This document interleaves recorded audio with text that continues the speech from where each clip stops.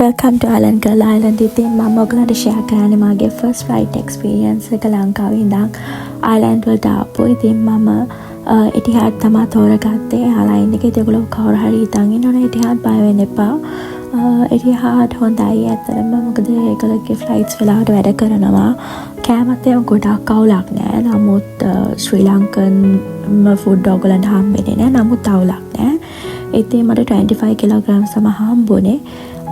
කොමාරි මම මගේ ට්‍රාන්සිට් එක තිබ්බේ අබු ඩාබි වල මට පැය 6ක් ගානක් තිබ්බා. ඉතින් මට හොඳටම වෙලාව ඇති වුණා ඇත්තටම shopping ඕන කළත් මට ඉන්න ඊළඟ ෆ්ලයිට් එක එනකම්.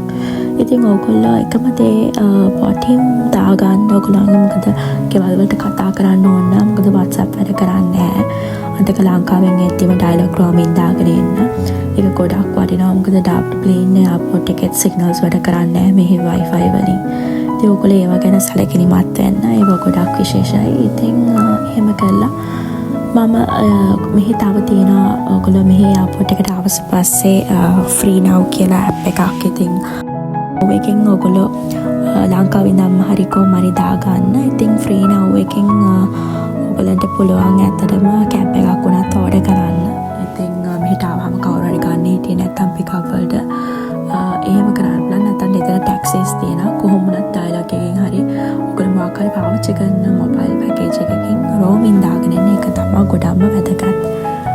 අපි තව වීඩියෝ එකකින් හම්බෙමු.